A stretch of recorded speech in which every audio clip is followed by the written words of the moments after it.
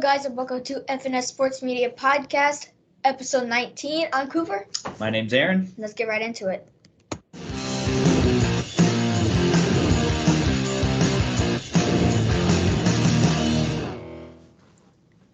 All right. For this section, we're going to be talking about injury reports. But for the beginning of the section, we're going to be talking about a very, very important injury that occurred just a few days ago, and it has changed baseball this season. Yeah, I think if we're talking about injury report, I think the list starts and ends with Angels superstar Shohei Ohtani. Yeah, definitely. The two-way phenom Shohei Ohtani, he departed to start Wednesday against the Cincinnati Reds alongside a trainer with what the team called arm fatigue. Arm fatigue. Arm fatigue. You know what that's gonna mean. Yeah. Tommy John. Angels general manager Perry Minasian told reporters that Ohtani has tearing his UCL and will not pitch the remainder of the 2023 MLB season. Minasian said it was not yet known whether surgery will be necessary for Ohtani, but we know that And even if surgery isn't necessary, and even if they're going to go the route of like trying to let it heal on his own, at the end of the day, it means we're not seeing Ohtani on the mound for the rest of the year this year, and probably not for any part of the 2024 season as well. Yeah, definitely, and it's such a bad thing because that it brings down his. Because he's gonna hit free agency this year, and sure he's gonna hit 50 bombs a season, but no one's they're gonna have to pay for just him to be a DH unless you get him for a long-term deal, and even then, if you get him for a long-term deal, it might not matter. He might never pitch again. Yeah, it kind of hurts a little bit to think how much money he cost himself. Not that he did it on purpose, right? Yeah. No. But how much money he's going to end up maybe leaving on the table here. Heading into free agency, he was looking at maybe becoming a first $500 million contract. In baseball history, he was going to be, where he was going to set all kinds of records with whatever contract he signed, and now. You're getting probably the batter-only version of Ohtani. If that. Well, I mean, he'll probably be able to hit probably similar to what happened with Bryce Harper this year. Coming back so quickly from the Tommy John, but shifting Bryce Harper to first base, it's a lot less stress on your arm and your elbow and everything else. You've got Ohtani playing outfield, and he was a pitcher. Well, you're probably not going to get the outfielder version, and you're definitely not going to get the pitching version. How much are teams going to be willing to pay for a guy who's just a hitter, even if it may be the best hitter in the game right now? He's still probably not going to get anywhere close to the amount of money that he was looking at getting even a week ago. Yes, and another thing, Ohtani, who had Tommy John surgery in October of 2018, he's also dealt with a slew of minor alignments in recent weeks, including fingernail and blister problems. And more recently, he had his start skipped because of arm fatigue. He should have just maybe taken a few starts off. I mean, Angels aren't going anywhere, it looks like. Maybe just if he could have just taken 2 starts off, maybe let his arm rest a little more, it might have helped things. Might have helped. It might have helped. I think a lot of times, we see this a lot with elbow injuries. Teams downplay a lot of the things that lead up to a torn UCL. He's got tightness in his forearm, which is or he's got arm fatigue, or he's feeling tired. These are things that when you get to that point, rest isn't just going to fix a lot of those things. It's that's the symptoms of a much bigger problem. I think he's had a tremendous workload playing both ways this season, and physically it's going to take a toll on it. It's going to take a toll on his body. He's been fantastic so far, but that's just takes a lot. It takes a lot to play both ways, especially when you've got guys that, pitchers fall into their routines. And, that 5 days, 6 days in between their starts, throw a bullpen in between, but they're not out there playing 4 or 5 games. Even if they're trying to let Ohtani DH and rest as a designated hitter, he's still doing things out there that the other starting pitchers aren't doing. And so, we knew that eventually he would, eventually his workload would catch up with him.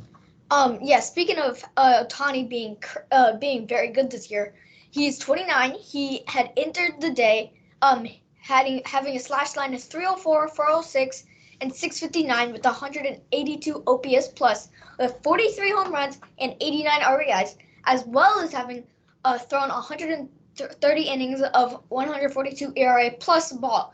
He's the first player in MLB history to rack up 10 wins and 40 home runs in the first season. And his total contributions has been estimated to be worth 9.4 wins. The guy himself is almost 10 wins. Yeah, and so, I shudder to think of where the Angels would be without Ohtani, and if surgery is what's coming, the Angels are gonna probably be without him for the first part of the season next year, much like Bryce Harper. Not a good spot for the Angels. Well, the Angels are going to be without him anyway because there's no chance he's going to re-sign. But whoever pays him, is going to be missing. They're going to be paying a lot of money for not a lot of ball. Yeah, definitely. Because remember earlier in the Cardinals season, Wilson Contreras had been having some funny things with the calling pitches, and they're like, well, we could move him to the outfield, or he could be a DH, and no, that's way too. The Cardinals are paying him way too much just to be a DH. Yeah, just goes to show you how someone's not going to want to pay him a lot of money just to be a DH. Yeah. All right, let's get into the next section. So this time we're not going to be talking about just Shohei Ohtani. We're going to be talking about a lot of the injuries that have been occurring and what injuries have just have right now. There's not a lot of really surprising players or really good players on the injury, but the Orioles lost Felix Bautista. They're definitely their number one bullpen guy. Didn't he have a lot of innings pitched? Oh, more than anything else, that when a relief pitcher is starting to get consideration for the Cy Young Award, yeah. That he's having a fantastic season. And so, Baltimore's bullpen has been great. They'll still probably be pretty solid without Bautista, but at the same time, we're coming down to the end of the season, coming down to crunch time. If the Orioles want to continue to make some noise, they may struggle to do it. They may struggle to do that without Bautista. Yeah, especially if Yunior Cano is not pitching to what he did before the All-Star break. They're going to be in trouble. Chicago White Sox, there's nothing much there. There's not a lot of players, but as we were saying, the Reds, the young players they've got a few guys on the IL. Jake Fraley, Matt McClain, both of the guys, the young guys that have just been carrying the Reds, just because Ellie De La Cruz is in a little bit of a slump lately. And they're gonna need those young guys to step up, but they're injured. Yeah, I mean that's gotta hurt too. I know the Reds are kind of starting to fade in the playoff race. There's still a month left in the year, but if the Reds were going to make some noise, they were gonna need the help of all of those young players. It makes me think. You get these young guys, as they're getting called up into the majors. The minor league season's winding down at this point. Yeah. Normally, right? And so, are they pushing beyond what they're physically used to doing? They're not accustomed to playing as many games and having the season go as long as it is. You end up just wearing down. I will say also, speaking of losing players, we also have to talk about the players that are coming back, right? And the Astros are struggling. Astros have been struggling a little bit down the stretch here, falling out of first place, falling down into second and third place as the Mariners have just been on fire so far. But Michael Brantley Michael Brantley's been rehabbing down in Sugar Land and is looking like he's ready to come back. That could be a big boost for the Astros during the last month of the season. What do you think about that? Yeah, and if Michael Brantley can perform like he performed a few years ago, where he's just very good, he's gonna give the Astros a big boost, and they could definitely use that to maybe, if they can't get past the surging Mariners or the on fire Rangers, Michael Brantley could help them get a wild card spot, or maybe move up to get to that first place. Yeah, I think also, thinking about other players coming back. The Cardinals have had a bunch of injuries also at the end of the year this year, but looking like they got Nolan Gorman. They got Nolan Gorman back, who sat out for several games.